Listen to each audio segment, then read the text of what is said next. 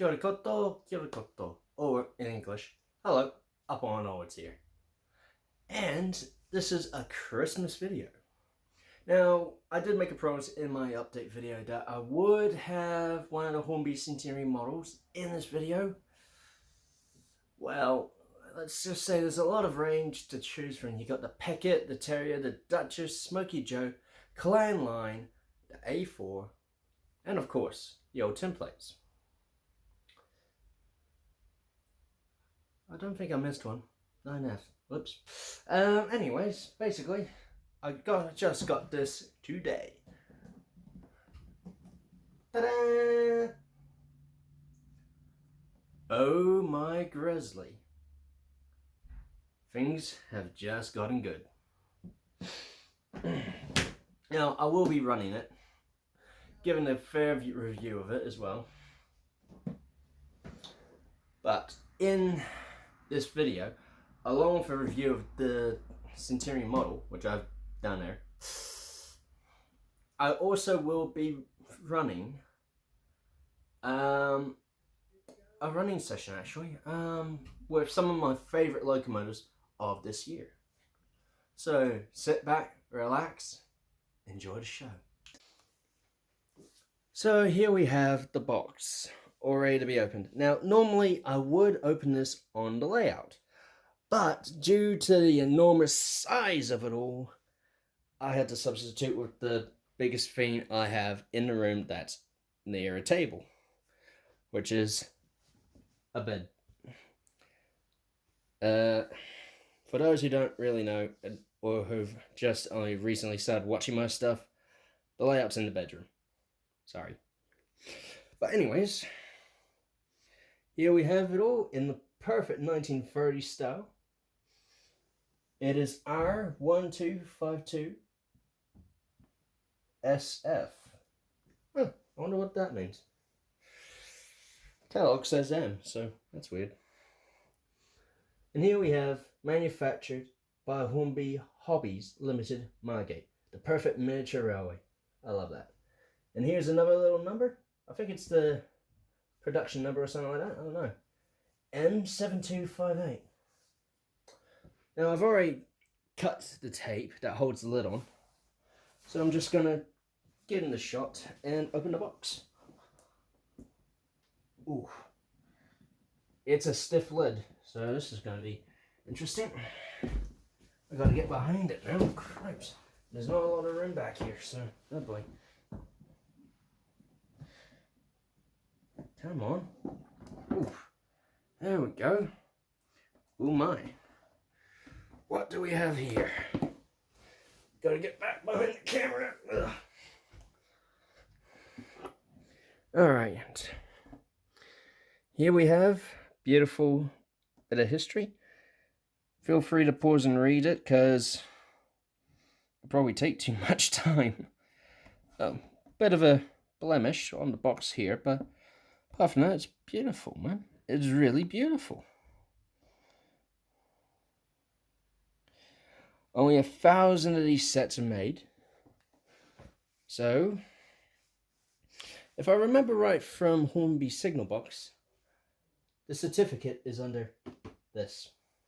So, I have to get in front of the camera again. Oh man. And just simply, there we go.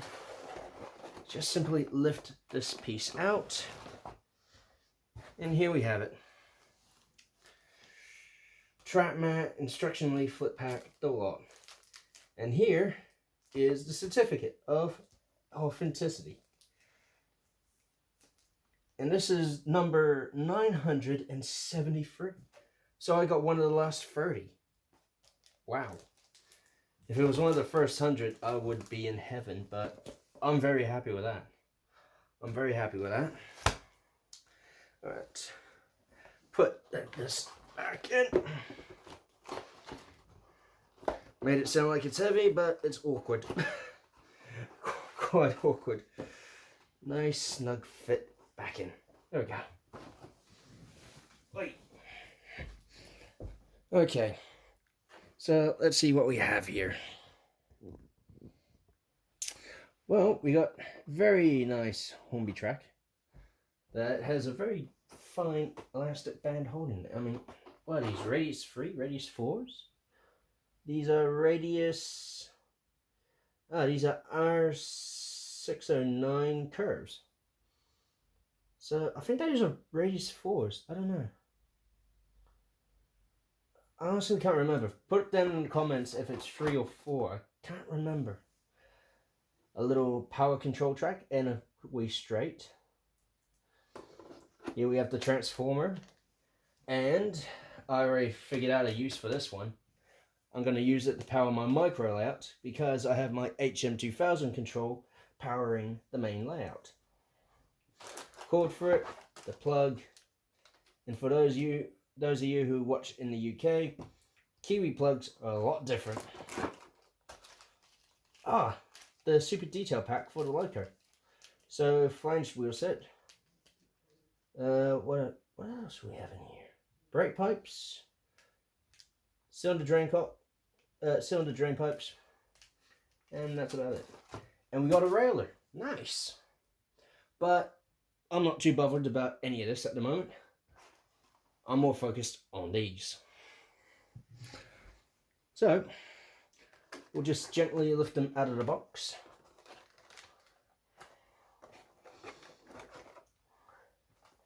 And slide the box aside. Just out of shot anyway. Okay, now this is the part where we can go back to the layout and finish up the unboxing from there. Sweet. Okay, now we're on the layout and we can do this more traditionally. So,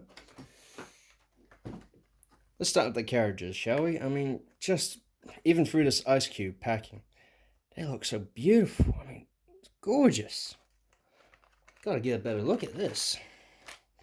Oh, alternative couplers. The old Roco type. Yeah, I mean, depending how you store your rolling stock, these are beautiful close couplers. But if you're, say, using Hawksworth coaches, don't store them in a simple container because the ends will bend and they're useless afterwards. So, I'll just put that aside. Oops. Okay.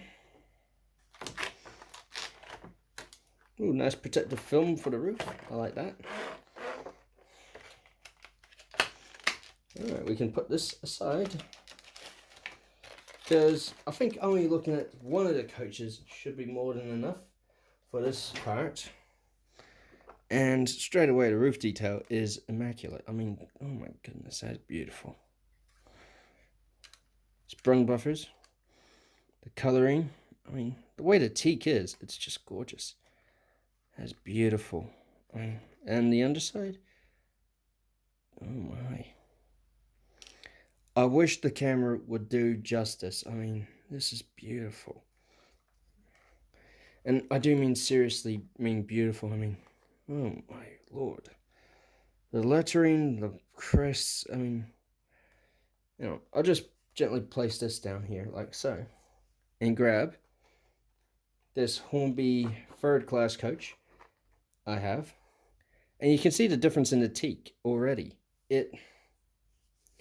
I never thought I'd say this, but this makes this look like a railroad model.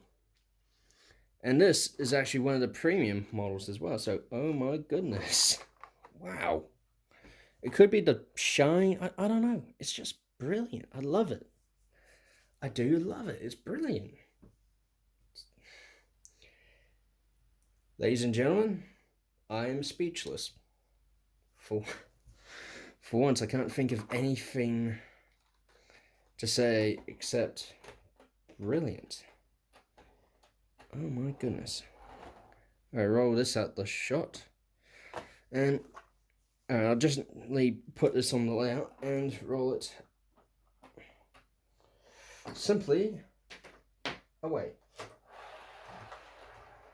Okay, I didn't have to put much behind that, so that is beautifully balanced in the wheels. Okay.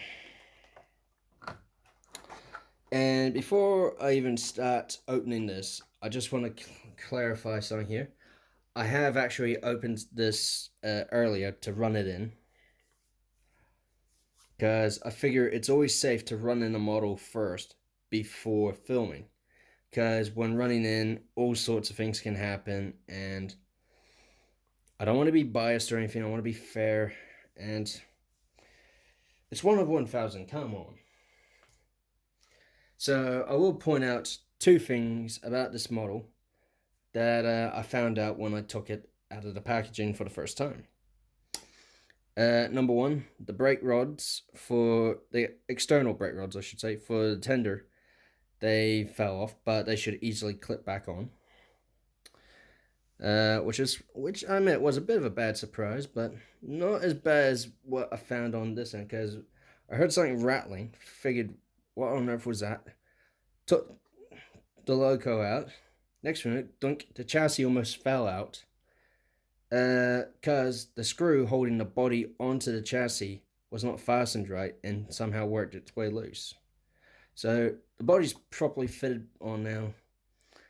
I still have yet to put the brake rigging back on the tender, but apart from those little bits of criticism, I mean, even the ice cube, you can't deny the Garda blue and the classic Alnier lettering.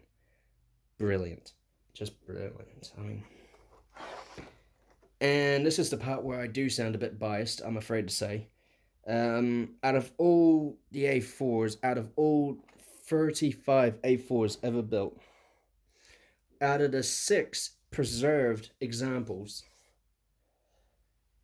this is my favorite, Sir Nigel Grizzly, the one named after the man himself.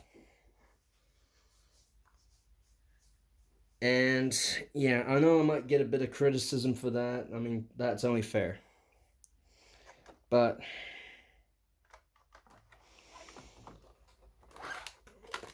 I mean, the possibility of getting this is like almost once in a lifetime. So yeah. Oh, proof that I have taken a loco out before.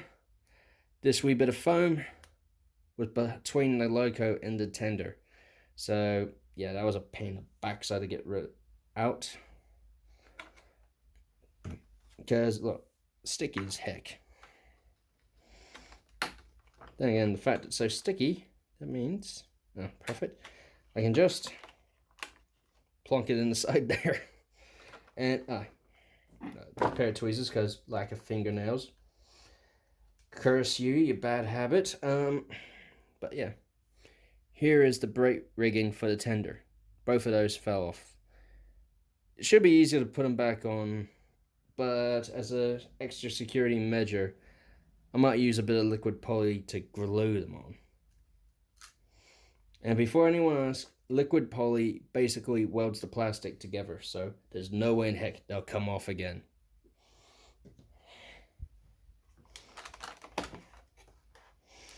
Okay. Now, to just carefully take the loco out of the thing here. I've done this with similar thing with my Scotsman and a lot of other locomotives really, but this one I just feel nervous.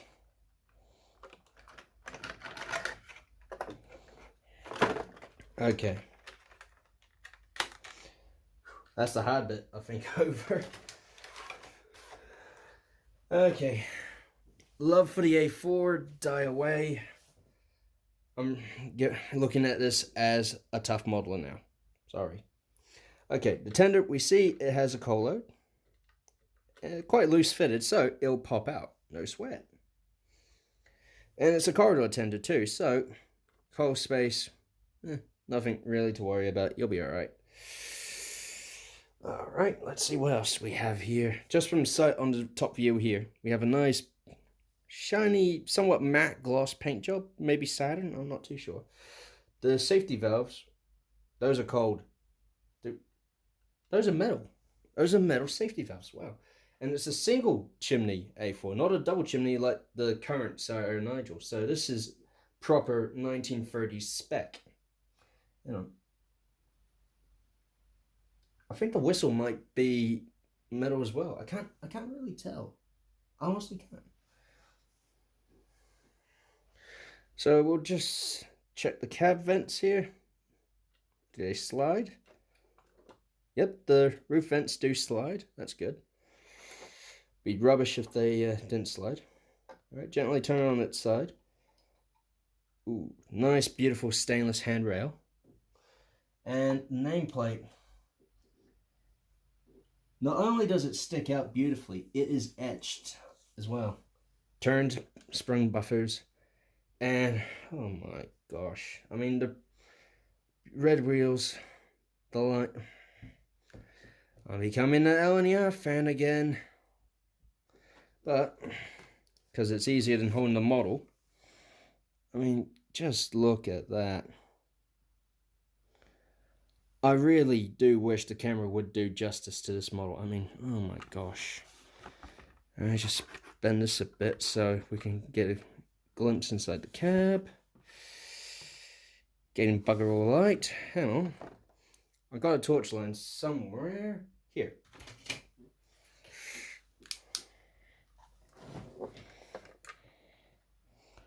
Holy smokes, look at that cab detail. It's brilliant. I know it's hard to get a torch angle right, but here we go. Oh my gosh. I know with their latest Princess, they gave it firebox flicker. I'm just wishing they did it to this logo as well. That would have just been the cherry on top of the cake. It would have been brilliant. Cab vents open, have it race into a tunnel, just see the lights coming from the cab. It would have been brilliant. Okay, so we got the standard Hornby semi-permanent link up here at the bottom.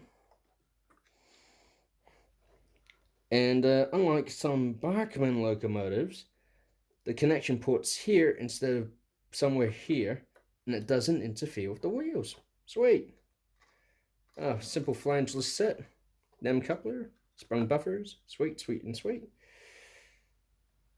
Actually, this looks like they're up-to-date Hornby A4 chassis, so... Okay, so it's a step ahead on my previous A4 review, which I think was with Golden Shuttle? Or it could have been Golden Fleece. I can't remember. Golden Eagle, maybe. There was quite a number of A4s named Golden and Silver. It's very hard to keep track. I apologize. I may have to look back at my videos later on. Okay. Now, I'm done flapping my gums. Let's get her on the layout. See how it does at a crawl. Okay, to make sure the crawl is a very fair test compared to some previous videos, I went over the track with a track rubber, so nothing should stop the electricity going through the pickups into the motor. Well, through the DCC, we computer brain first, then into the motor, but yeah, you do get the idea. So make sure the direction is switched correctly. Let's go forwards, and though I did say I did run it in a bit, I mean 5 minutes one way, 5 minutes the other way. So a very light running, so oh well. I can hear the motor. Oh.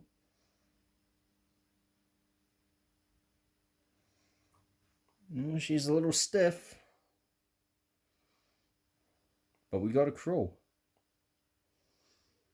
I'm not quite sure if the camera's picking it up or not, because it might be that slow. I don't know. No, it's not that slow. But still a good crawl. Just up the juice a bit. There we go. Now that's a nice slow pace for an A4. Alright. Kick in reverse.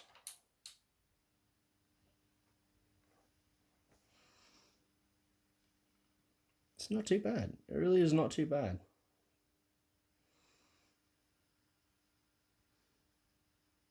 That's about a quarter of the power on the dial, I think. So that'd be about 25-30%, so that's pretty alright.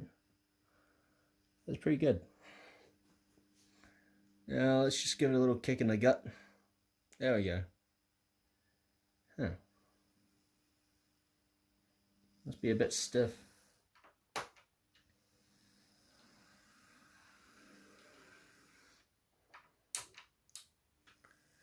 But no matter how you put it, this is one incredible locomotive. And I'm kind of ticked that they did not go for the double chimney version, but I do like it as it is. One thing I hope to get though is a post-war Elnier A4 in its post-war blue colors. Even though it means the valance here is gone, but it still has that lettering on it. And I'm not quite sure if it will be with the silver letters or not, because my history on that sort of livery is fuzzy at best. But I'm glad to acknowledge another member of the preserved fleet. I have something to give my Flying Scotsman a good run for its money. And speaking of a run, let's take this to the Model Club, where it can have a proper run.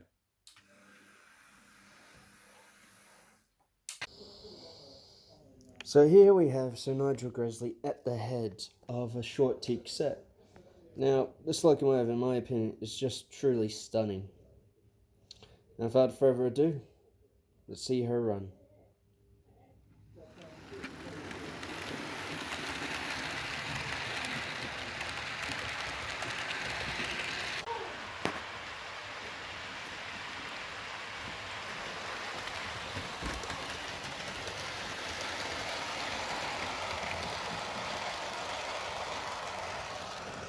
It's old school, it's a 70s train set. So they're all models that you've probably seen before, but I've never seen them in a set. Especially like that.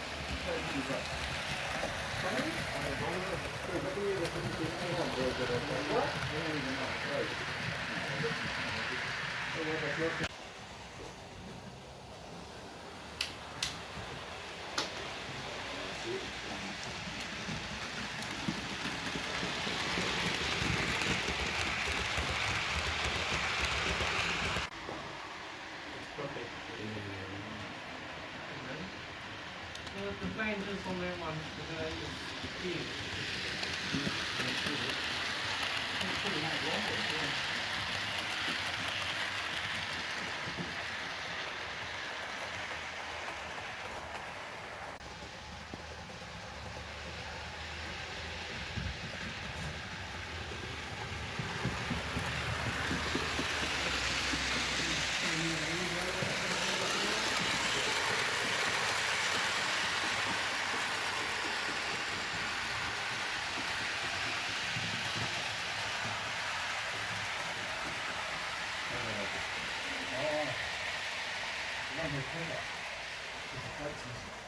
Yeah.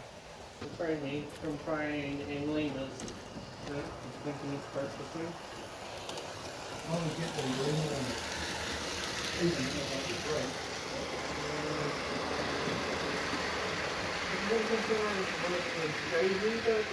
I can't really buy new ones because they're all super.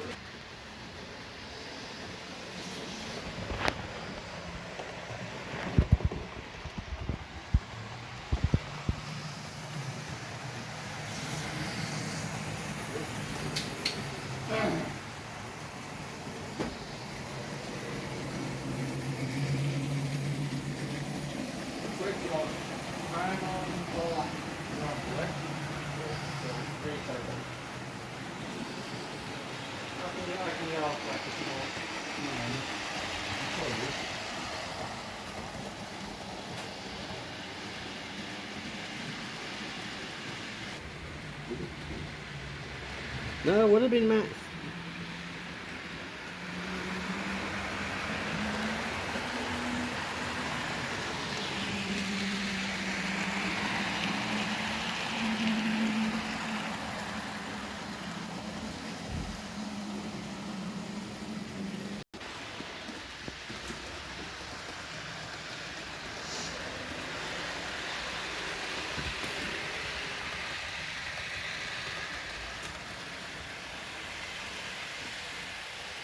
it's nice, eh?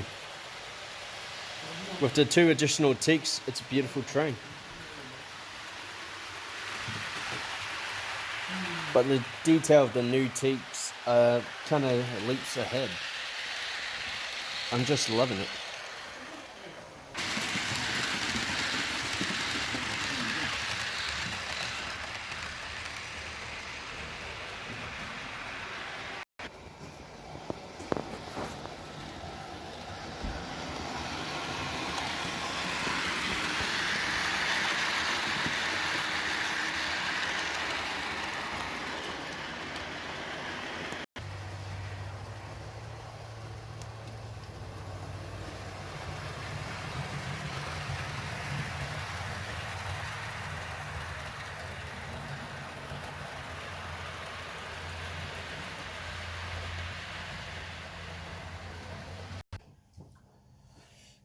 Okay, so that is the Hornby Centenary Sir Nigel Grizzly set review. And personally, I really enjoy it. It's a great train set. My first Hornby train set, I might add. So, my review for it, if you are able to get one, get it. If you can't, well, a mallard and some railroad teaks are a nice and a very affordable substitute. Now, if you are only here for the review, feel free to turn off. As for right now, in the next few minutes or so, I'm going to be running trains. Enjoy. I need it while I'm eating it.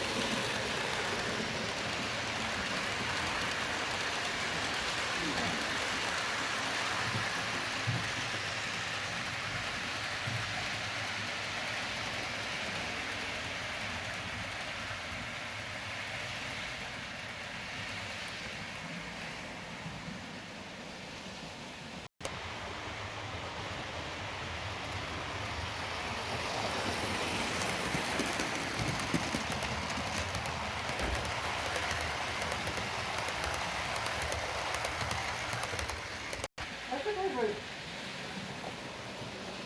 I just one coach run around tonight.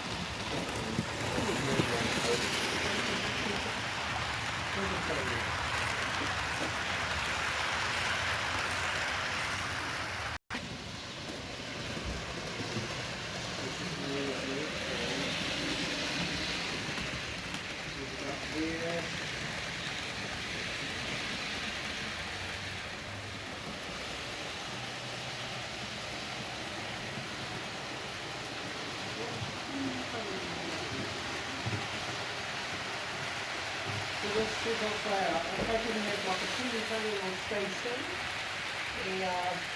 These dots.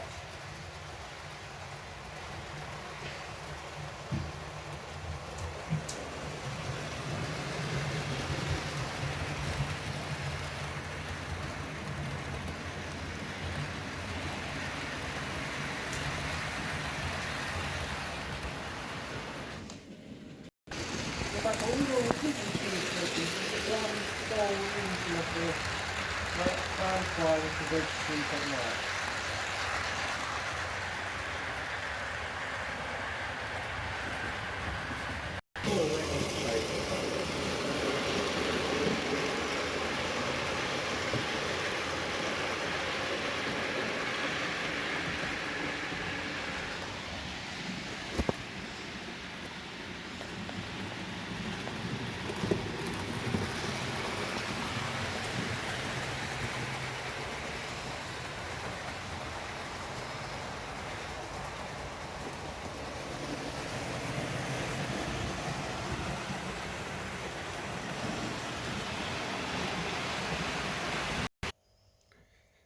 Well, we've just seen how the Eastern locomotive I reviewed this year has gone round.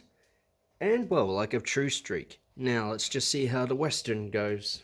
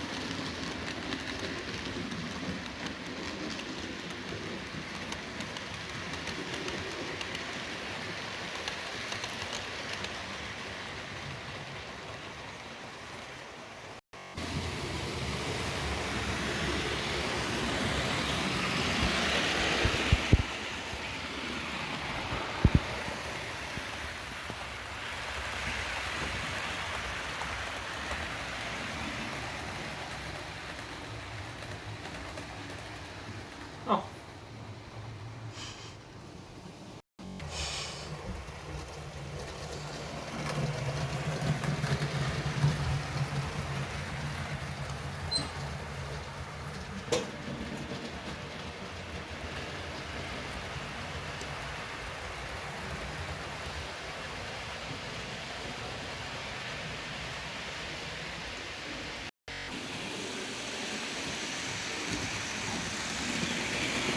You can travel it along the streets if you like. Sorry? Send it along the streets if you like.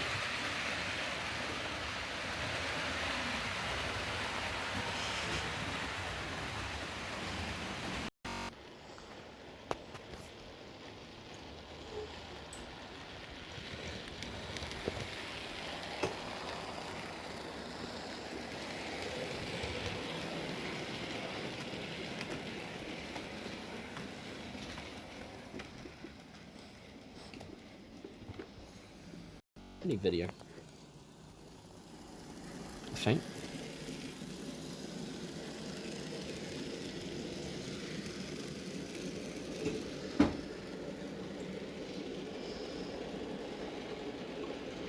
This I like this one. I like this one. This one's good. Hmm. I'm gonna test run it on the.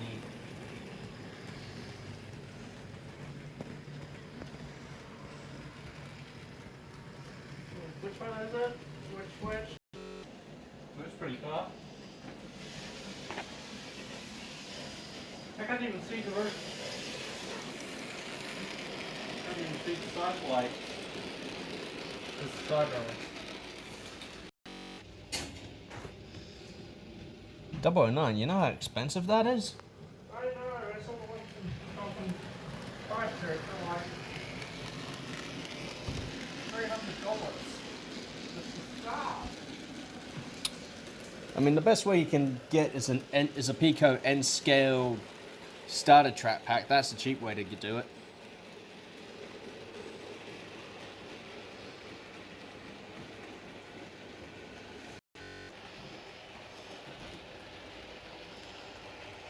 I like this one that's like British.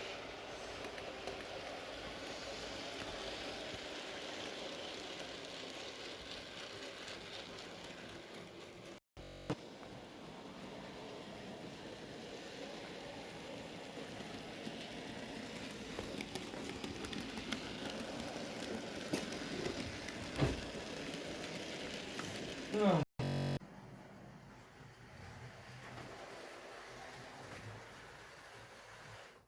They're not too bad. I don't know why he hates him so much. Oh. Okay, first of all, thanks to everyone who's taken the time to watch this video.